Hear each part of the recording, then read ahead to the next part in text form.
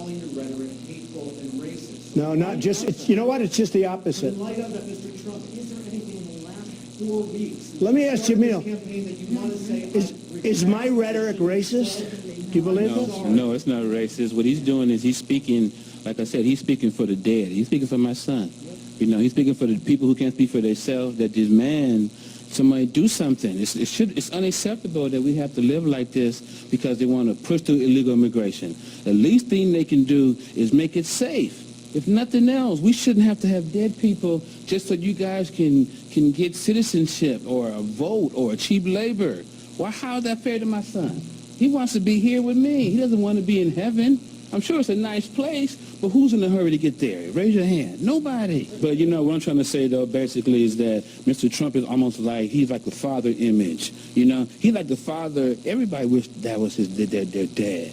You know, I'm sure his kids probably thinking, man, I'm glad that's my dad. You know, he's a fighter. You know, he knows how to make money. He knows how to take care of business. And you have to trust people like that. That's why when he came, you know, when we met, so to speak, when I saw him on the day that he decided he was going to run for president, and he said what he said, to me, he was being nice, because I would have said they're murderers. Because my son was murdered. So what he said really was going easy, you know. But he's like the father figure. He's like the man that everybody would like to be, you know. And you have to understand that if someone's willing to take a chance what he's doing and what he's losing, you have to back them. You have to trust him that he can do everything. You don't have to support everything that he's doing. But you have to see that what he's doing is for love. He doesn't need anything that he's doing. He's already made it.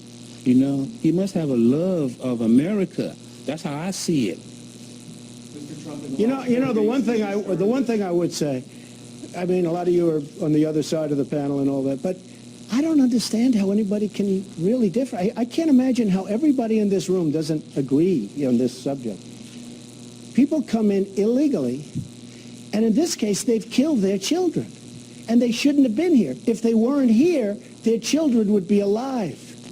Yes. Kate would be alive. Yes. But in the last 4 weeks, you obviously think that you have been misquoted. You obviously think that we have twisted this.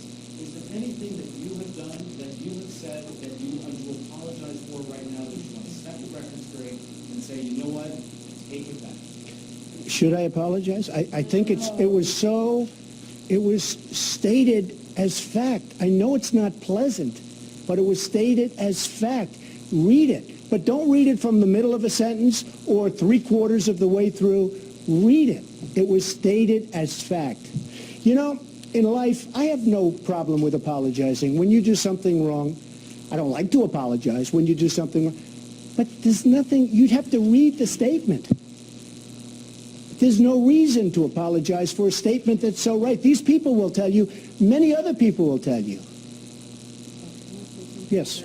I just wanted to say, when I started speaking for my son, usually people don't connect him and myself, and I was called racist. So I would show him my son's picture, and I say, okay, what else you got? Then they would call me anti-immigration. Well, I'm an immigrant. Next, bring it on. And so finally we have somebody that says it as it is. It might not resonate with some people, but you have to agree that if you would stand in our shoes without your kids, and you don't even want to think about that because that's everybody's nightmare, every parent's nightmare, you would look at this a little bit different. And I don't think Mr. Trump has anything to apologize.